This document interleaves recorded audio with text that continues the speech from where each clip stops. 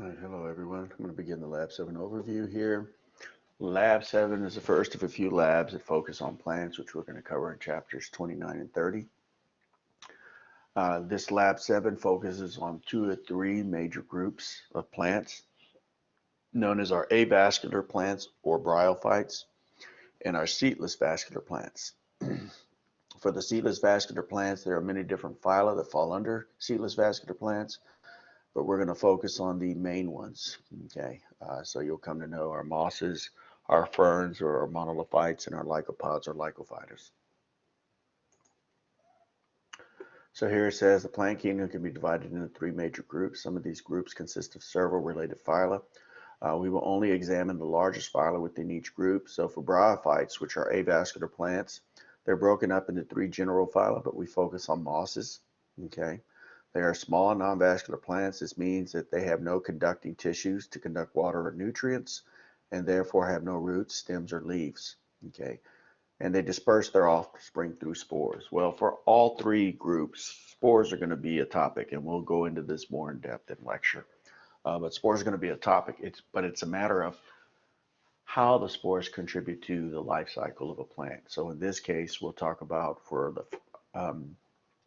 bryophytes about how their spores are actually dispersed and therefore allows them to grow over a greater region of the habitat or ecosystem.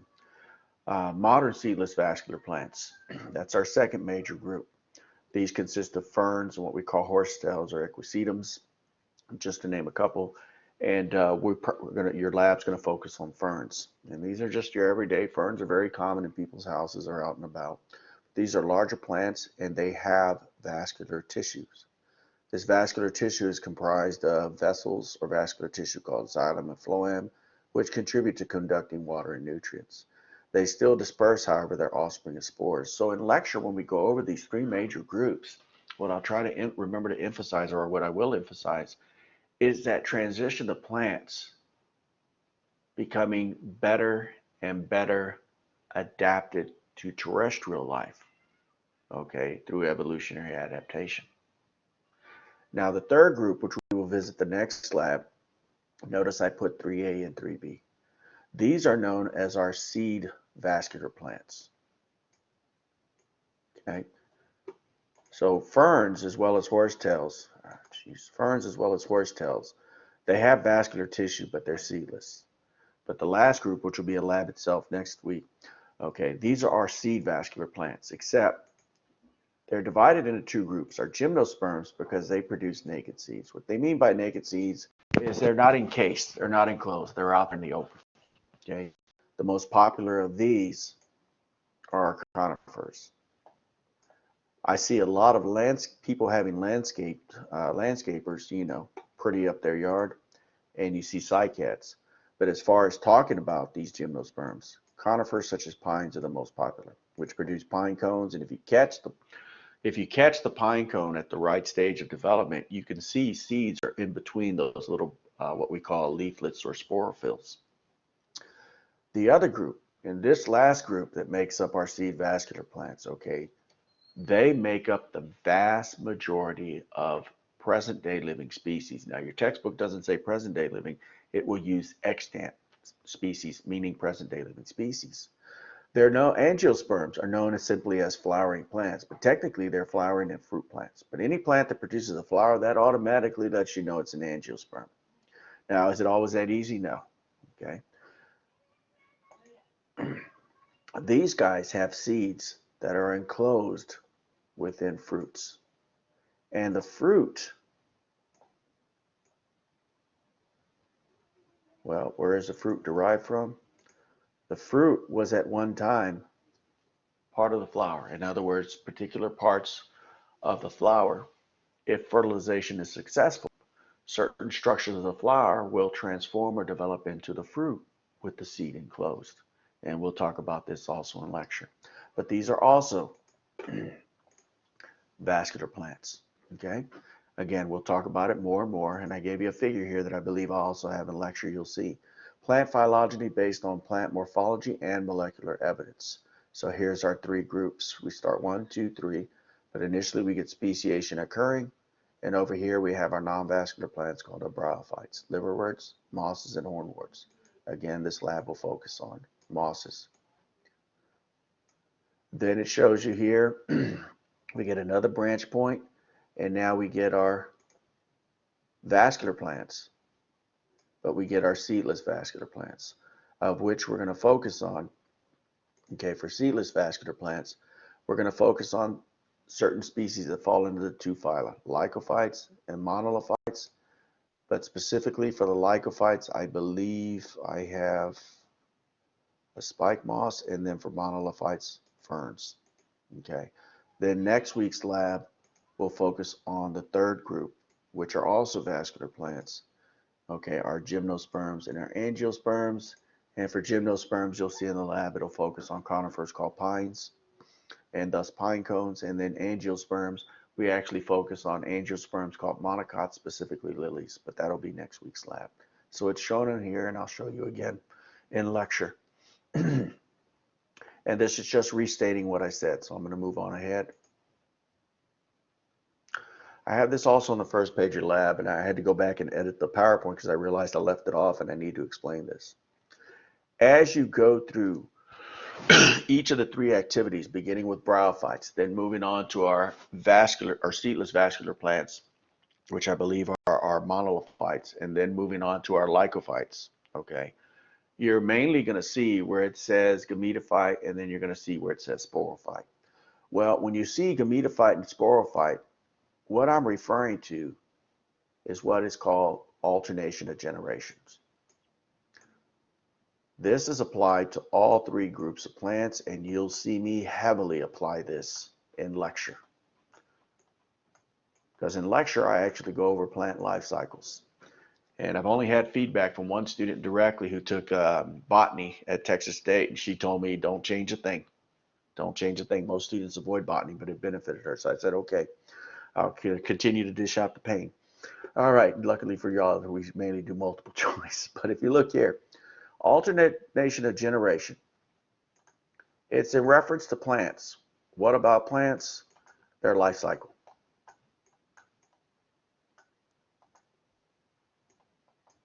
Okay. And you can actually apply this to animals, us, but we don't do it this way. Gametophytes, for alternation of generation, what we're talking about is during their life cycle, there's a stage where plants exist as multicellular haploid organisms.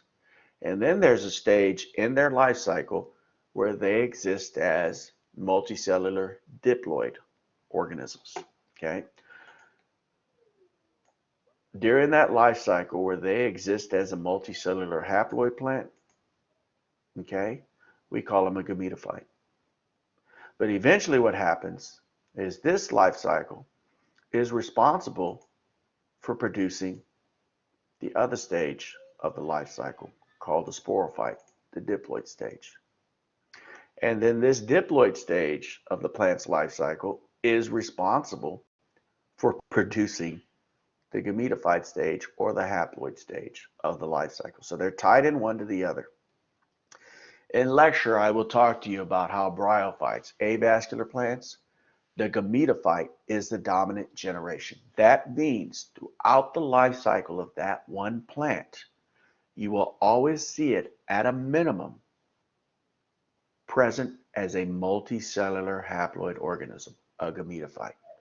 Only briefly for bryophytes do you see them exist in a diploid state. And even that diploid state, called the sporophyte, is actually dependent on the gametophyte. However, what I'm showing you here in this figure, okay, is actually a fern life cycle, a seedless vascular plant life cycle.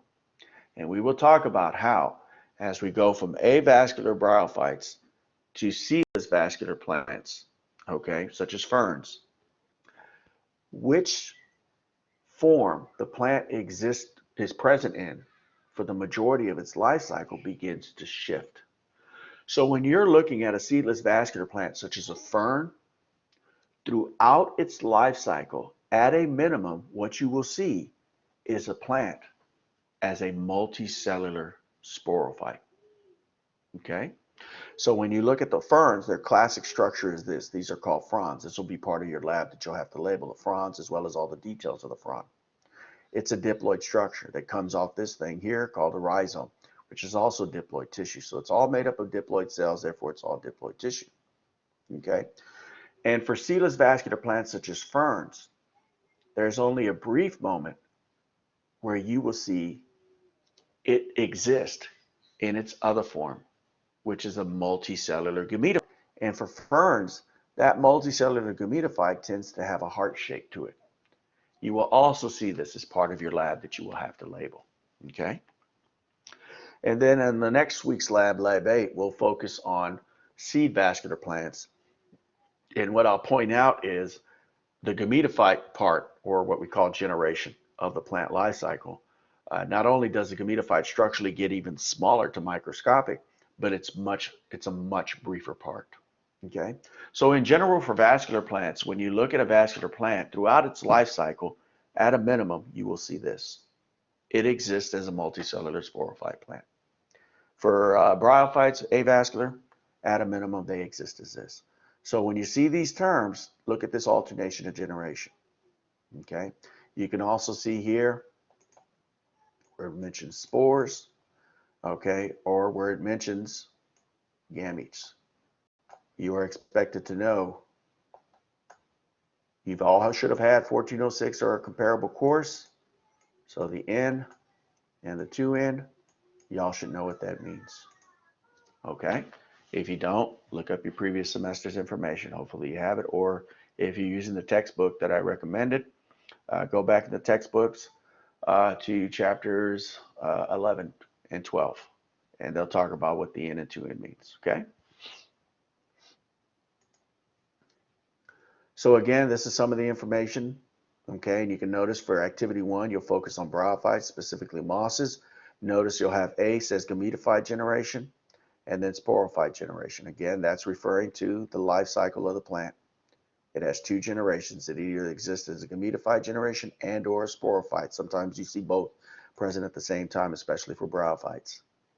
I'll let you look at this other information. It has everything on here. Read the information carefully so you know what you're looking at. You may need to use your textbook and PowerPoint. Okay, it's pointing out some information here for you too. I forgot to remove something, but I'll leave it there to help you out. And then this is referring to gametophyte generation. We'll talk about in lecture gametangium. These are reproductive structures. You're going to hear sporangium and gametangium. Both are reproductive structures of the plants. Sporangiums are associated with the diploid state of the plant and produce spores. Gametangium are associated with the haploid state of the plant, and they come in 2 forms. A female archegonium and a male antheridium. Therefore, I'm showing you here, I'm giving you a hint. I give you some information in the PowerPoint to help you out. It's showing you what does archegonium produce, since I called it the female gametangium, the egg, so you can figure out what I mean by the male antheridium. That's part of the gametophyte generation.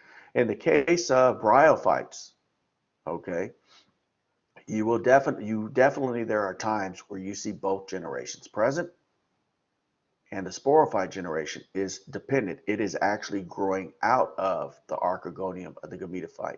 So you can see it looks like all one structure. Again, activity 2 will focus on seedless vascular plants, beginning with your monolithites, your ferns. I'll let you look at all this information here.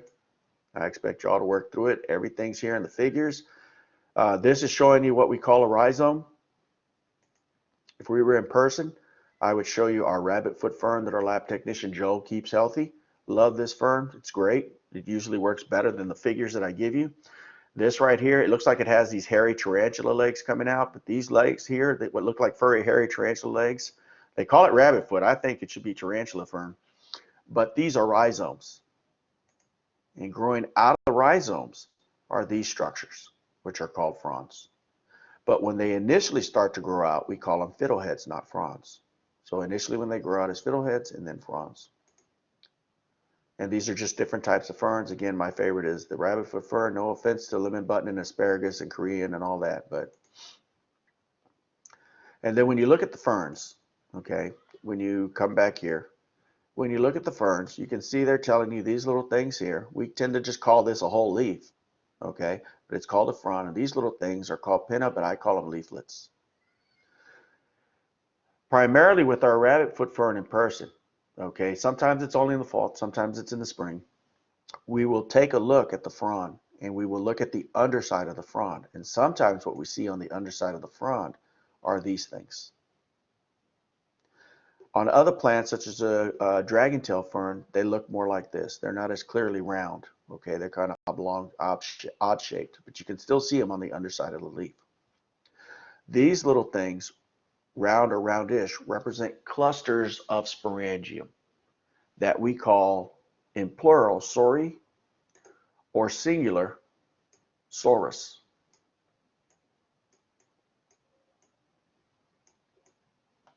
So if I say sorus, I'm just talking about one. But I'm not picky about that. Label it sori or sorus is fine.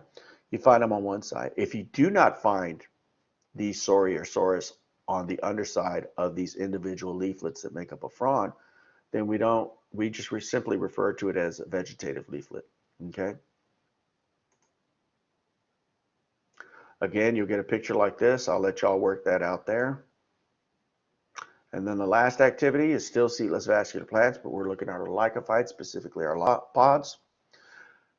Lycopods, just like the other plant group called gymnosperms, they do produce cones, which are called strobili for plural or strobulus for one, cones.